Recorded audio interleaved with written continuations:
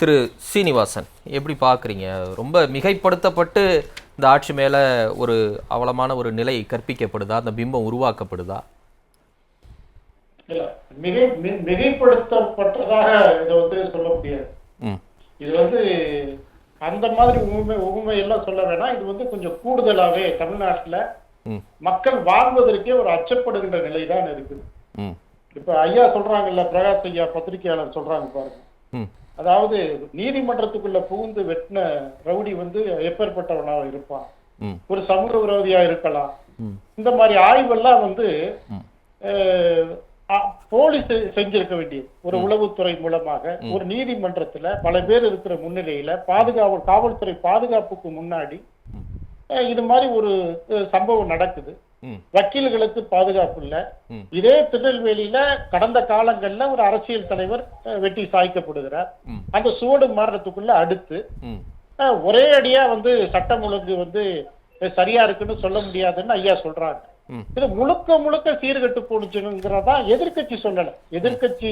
எதிர்கட்சியோடு சேர்ந்து தமிழக மக்களுடைய மனநிலை வாழ்வதற்கு அச்சமாக இருக்கின்ற ஒரு சூழல் இன்றைக்கு இந்த அரசு ஏற்படுத்தி இருக்கு. வாழ்வதற்கு அச்சமாக இருக்கிறது அப்படின்னா அது ஒரு பெரிய வார்த்தையில அந்த அளவுக்கு தான் தமிழ்நாட்டுல இருக்குன்னு நினைக்கிறீங்களா? வாழ்வதற்கே அச்சம், நடமாடுவதற்கே அச்சம்ங்கிறதெல்லாம் பெரிய வார்த்தையா இல்ல?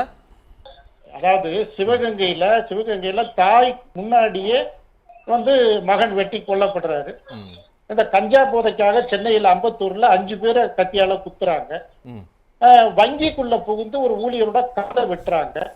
இப்படி தொடர்ந்து, அதாவது ரவுடிகளே இல்ல அப்படின்னு சொன்னா இது எந்த அடிப்படையில ஏத்துக்க முடியும்? தமிழகம் முழுவதும் சட்டம் ஒழுங்கு மிகப்பெரிய அளவுல சந்தி சிரிக்குது.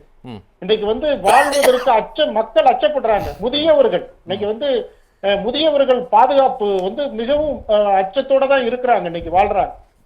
நகைக்காக பல்வேறு பாலியல் குற்றச்சாட்டு, கொலைகள், இது மாதிரி ஆணவ கொலைகள், இதெல்லாம் சட்டப்பேரவையில எதிர்கட்சிகள் பேசினாலும் மக்கள் மன்றத்துல மக்கள் புழுங்கினாலும் கூட இந்த அரசு காதிருந்து செவிடா இருக்கு.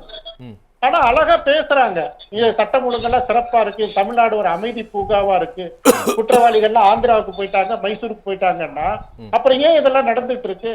இதெல்லாம் யாரு கேட்கணும்? அப்ப எதிர்கட்சியும் கேட்க கூடாது. எதிர்கட்சி கேட்டா அதிமுக ஆட்சியில இது நடக்கலையான்னு அழகா சொல்றீங்க. ஏன்னா அதிமுக ஆட்சி என்ன, திமுக ஆட்சி என்ன? மக்களுக்கு பாதுகாப்பு வேணுங்கிறதானே உங்களுக்கு ஓட்டு போட்டிருக்கிறாங்க. இல்ல, அதிமுக ஆட்சியிலே நடந்திருக்கு அப்படின்னா இதெல்லாம் தனிநபர் விரோதம், பர்சனல் மோட்டிவ்ல நடக்கக்கூடியது. அது எல்லாத்தையும் தடுத்தர முடியுமா? அவங்க ஆட்சியிலேயே நடக்குது, இந்த ஆட்சியிலேயே நடக்குது. உடனே அப்ப எல்லாம் நல்லா இருந்துட்டு இப்ப மட்டும் சட்டம் ஒழுங்கு சந்தி சிரிக்குது, சீர்கெட்டு போச்சுன்னு சொல்வது பாரபட்சமான பார்வை அப்படின்னு சொல்றாங்க. எத்தனை காலத்துக்கு தனிப்பட்ட காரணங்கள் இதையே சொல்லுவீங்க? அப்ப ஆதாய கொலைன்னு ஒண்ணு இல்லையா? தனிப்பட்ட கொலை, ஆதாய கொலை, இதெல்லாம் ஆய்வு செய்ய வேண்டியது யார் செய்யணும்?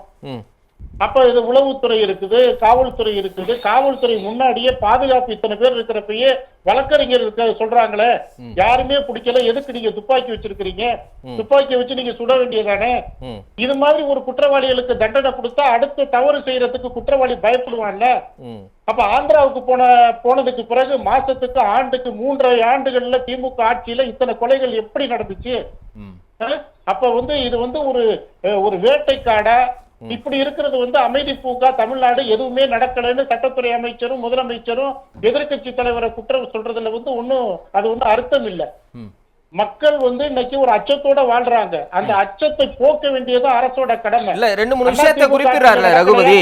சாத்தான்குளம் தந்தை மகன் அடித்து கொலை, பொள்ளாச்சி பாலியல் வன்கொடுமை, கொடைநாடு கொலை சம்பவம் என பொதுமக்கள் வெளியில் நடமாடவே அச்சப்படும் சூழலில் தமிழ்நாடு தவித்து கிடந்ததை மறந்து விட்டீர்களா பழனிசாமின்னு கேட்கிறாரு.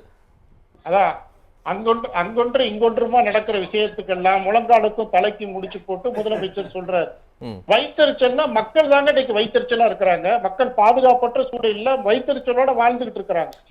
இதை கவனிக்க வேண்டிய அரசாங்கம் எதிர்கட்சி தலைவர் மீது பழியை போட்டு தப்பிக்கிறத இது யாரும் ஒத்துக்க முடியாது. இது ஒரு மிகப்பெரிய ஒரு மக்களுக்கு ஒரு அச்சத்தை ஏற்படுத்துற நிகழ்வு தான் தினந்தோறும் நடக்குது. 24 மணி நேரத்துல மணிக்கு ஒரு கொலை நடந்துகிட்டு இருக்கு. நகைச்சுவையா வடிவேலு திரைப்படத்துல சொல்ற மாதிரி இது என்ன ரத்த பூமியான்னு கேட்கிற மாதிரி தமிழ்நாடு ரத்த பூமியா தான் போயிட்டு இருக்குது. அப்ப இங்க சட்டம் ஒழுங்கு இருக்கா? இதற்கான பாதுகாப்பு இருக்கா? அப்படின்ற பல்வேறு கேள்விகள் இந்த அரசு முன்னாடி வைக்கிறோம். அழகா வார்த்தை அலங்காரத்துல பேசிட்டு போறது அது பிரயோஜனப்படாது சார். உண்மையிலே மக்களுக்கான அச்சத்தை போக்கணும், மக்கள் பாதுகாப்பா வாழணும், அதற்கான முன் நடவடிக்கைகள் எடுத்து எல்லாம் பண்ணணும். நீங்க ஐயா ஆம்ஸ்டாங்க கொலைக்கு பிறகு அதற்கு பிறகு இன்னைக்கு வங்கிக்குள்ள போடுறாங்க. அதாவது ஒரு சம்பவம் நடந்ததற்கு பிறகு அடுத்து நடக்குது. அப்ப பழச மறந்துடுறாங்க, புதுசு ஒண்ணு வந்துட்டு இருக்குது. இப்படி தமிழ்நாடு முச்சூடும் பல்வேறு இடங்கள்ல இது மாதிரி சம்பவம் நடக்குது. அது இது மாற்ற முடியாது. இது உடனடியா ஒடுக்கப்பட வேண்டிய விஷயம். இத அரசு மிகுந்த ஒரு ராணுவ நடவடிக்கை எடுக்கணும். ஒரு மிகப்பெரிய அசுர நடவடிக்கை எடுத்து இந்த குற்றத்தை தடுக்கணும். தடுத்தாதான் மக்கள் பாதுகாப்போட வாழ முடியும். எந்த தரப்பு அச்சத்தோட வாழ்ற நிலையா ஒரு அரசு ஏற்படுத்துறது?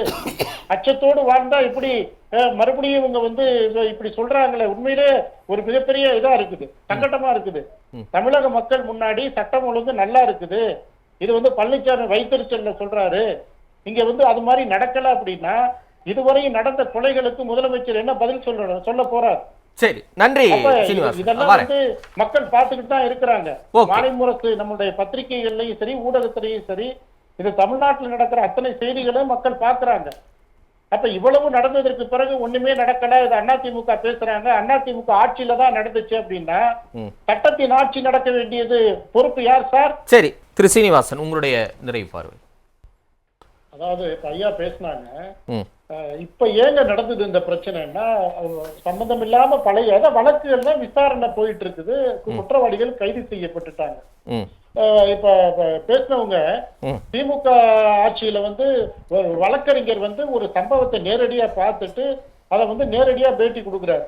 பேட்டி கொடுக்க உணர்ச்சி வசப்பட்டு பேசுறாரு. அதை லோக்கல் இன்ஸ்பெக்டர் கான்ட்ரவர்சி அதெல்லாம் சொல்றாங்க. சார், நான் ஒன்னே ஒண்ணு சொல்றேன். திருப்பூர்ல அந்த நடந்த படுகொலைக்கு தாய்மார்கள் எவ்வளவு பெரிய வருத்தத்தோட அமைச்சரை பார்த்து கேட்டாங்க, அமைச்சரை பார்த்து கேட்டாங்க, சார் நீங்க குற்றவாளிகளை கைது பண்ணிட்டீங்க, தண்டனை கொடுப்பீங்க, அதெல்லாம் சரி, இது இந்த மாதிரி பறி கொடுத்துட்டு உயிரை பறி கொடுத்துட்டு நிக்கிறேன்னு எங்களுக்கு பதில் என்னன்னு தானே கேட்கிறாங்க.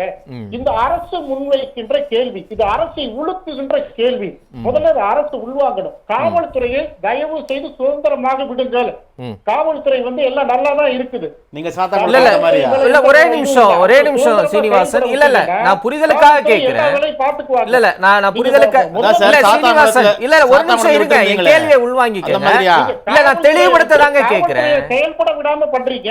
அதுதான் கேட்கிறேன், நான் தெளிவுபடுத்த கேட்கிறேன். சீனிவாசன், யாரு அந்த மாதிரி அடக்கி வச்சிருக்கா, சுதந்திரமா விடுங்கன்னா என்ன சொல்ல வரீங்க? புரிதலுக்காக கேட்கிறேன்.